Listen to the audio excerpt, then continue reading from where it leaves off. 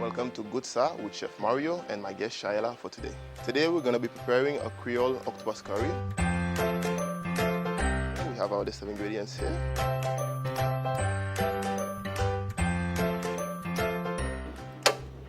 So Shyla, we're going to start with about a tablespoon of sunflower oil.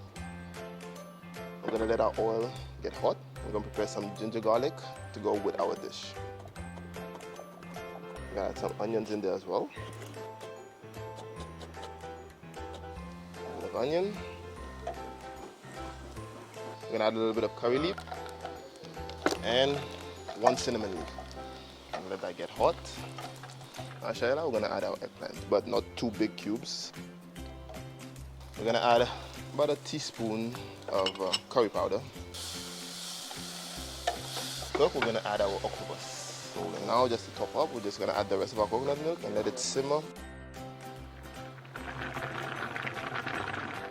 Bon appetit.